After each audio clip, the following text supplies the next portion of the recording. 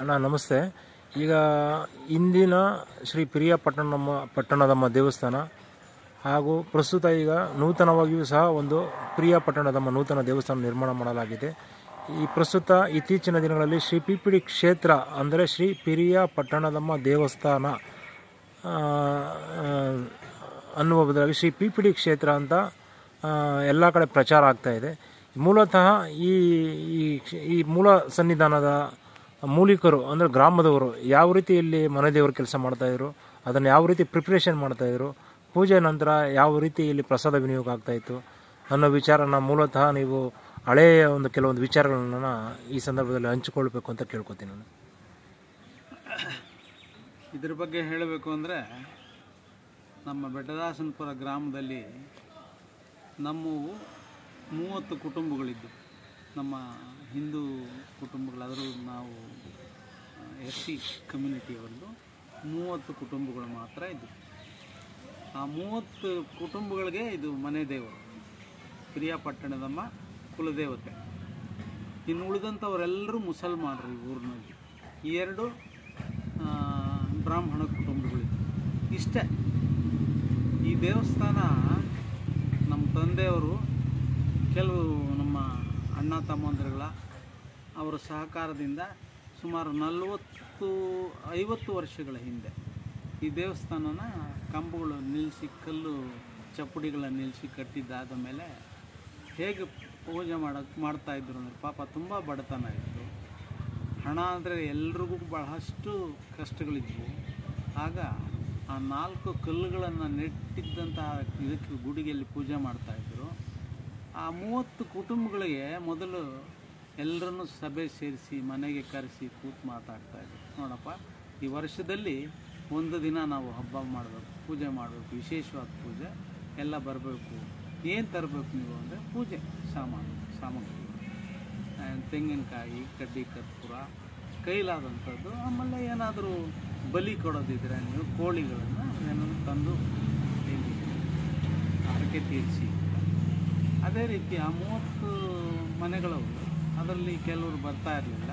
ಉಳಿದಂಥವ್ರನ್ನೆಲ್ಲ ಸೇರಿಸಿ ಅವರೆಲ್ಲ ತುಂಬ ಮನಸ್ಸಿನಿಂದ, ಬಹಳ ಪ್ರೀತಿಯಿಂದ, ಭಕ್ತಿಯಿಂದ ಎಲ್ಲ ಬರೋರು ಎಲ್ಲ ಬಂದು ಅಲ್ಲಿ ನಿಂತ್ಕೊಂಡು ಅವತ್ತೆಲ್ಲ ಪೂಜೆ ಮಾಡಿ ತಾವು ತಂದಂತಹ ಕೋಳಿಯನ್ನು ಅಲ್ಲಿ ಕತ್ತರಿಸಿ ಎಲ್ಲರೂ ಅಡುಗೆ ಮಾಡಿ ಎಲ್ರಿಗೂ ಬಡಿಸಿ ಹೋಗ್ತಾರೆ.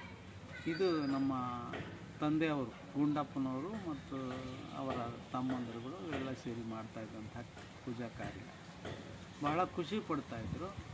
ಅದು ಕಾಲಕ್ರಮೇಣ ದುರದೃಷ್ಟವಶಾತ್ ಇವತ್ತಿನ ಪರಿಸ್ಥಿತಿಯಲ್ಲಿ ಅವರೆಲ್ಲ ಇದ್ದಿದ್ದರೆ ತುಂಬ ಖುಷಿ ಪಡ್ತಾಯಿದ್ರು. ಅಂಥ ಒಂದು ಸೊಗಸಾದ ವಾತಾವರಣ ಇವತ್ತಿಲ್ಲಿ ನಿರ್ಮಾಣ ಆಗಿದೆ.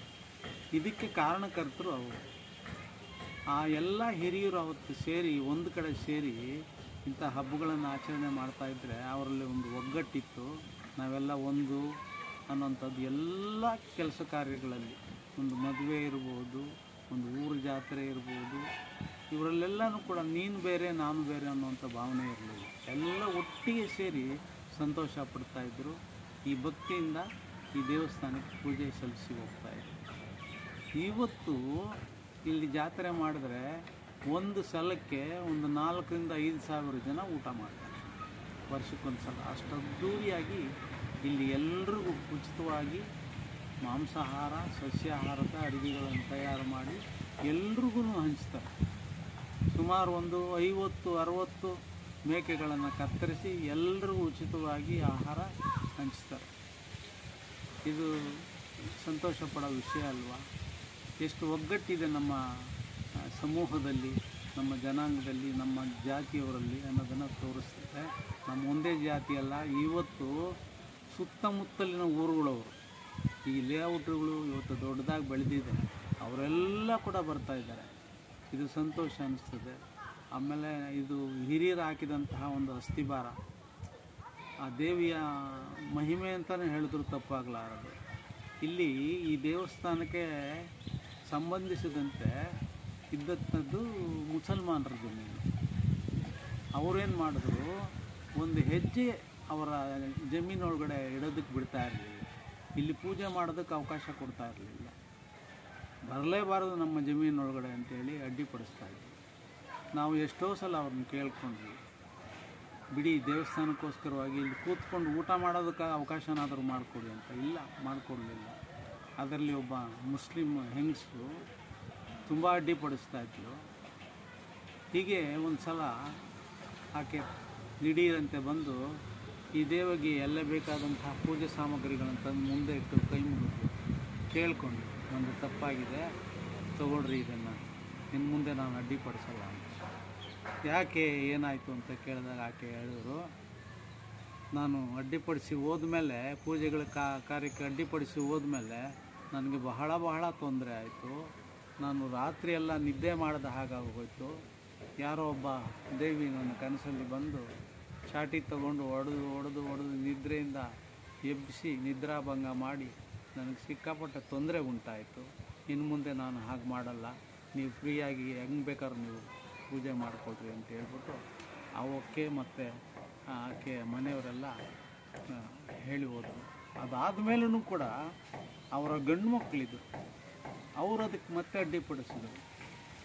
ಅದಾದ ಕೆಲವು ದಿನಕ್ಕೆ ಏನಾಯಿತು, ಆ ಮಕ್ಕಳು ಕೂಡ ಉಚಿತವಾಗಿ ಬಂದು ಎಲ್ಲ ಜಾಗವನ್ನು ಬಿಟ್ಕೊಟ್ಟು ನೀವು ಅಡುಗೆ ಮಾಡಿಕೊಳ್ರಿ ಅಥವಾ ಏನು ಬೇಕಾದ್ರೂ ಮಾಡಿಕೊಳ್ಳಿ ಅಂತ ಅವರು ಒಂದಷ್ಟು ಜಾಗ ಬಿಟ್ಕೊಟ್ರು ಮುಂದೆ.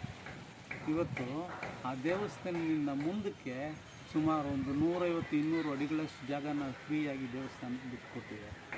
ಆ ಪಕ್ಕದ ನಮ್ಮ ಪ್ರಭಾಕರ್ ರೆಡ್ಡಿಯವರು ಅವರು ಕೂಡ ಉಚಿತವಾಗಿ ಈ ಜಾಗಕ್ಕೆ ದೇಣಿಗೆಯನ್ನು ಕೊಟ್ಟಿದ್ದಾರೆ, ದೇವಸ್ಥಾನ ಕಟ್ಟಿಸ್ಕೊಟ್ಟಿದ್ದಾರೆ. ಇದು ಆಕೆ ಮಹಿಮೆ ಅಲ್ಲದೆ ಬೇರೆ ಏನು ಹೇಳಲಿಕ್ಕೆ ಸಾಧ್ಯ. ಯಾರು ಅದನ್ನು ಪ್ರಬಲವಾಗಿ ವಿರೋಧಿಸ್ತಾ ಇದ್ದರು ಅವರೆಲ್ಲರೂ ಇವತ್ತು ಉಚಿತವಾಗಿ ಸಂತೋಷದಿಂದ ಜಾಗ ಬಿಟ್ಟುಕೊಟ್ಟು ಇವತ್ತಿಗೂ ಅವರ ಮನೆಯಿಂದ ಪೂಜಾ ಸಾಮಗ್ರಿಗಳನ್ನು ಕಳಿಸ್ಕೊಡ್ತಾ ಇದ್ದಾರೆ. ಸೊ ಇದು ಎಲ್ಲವನ್ನು ಕೂಡ ನಾವು ನೋಡಿದ್ದೀವಿ. ಇದು ಈ ಜಾಗದ ಒಂದು ಮಹಿಮೆ ಅಂತ ನಾನು ಹೇಳಲಿಕ್ಕೆ ಇಷ್ಟಪಡ್ತೀನಿ. ನಮ್ಮ ಹಿರಿಯರು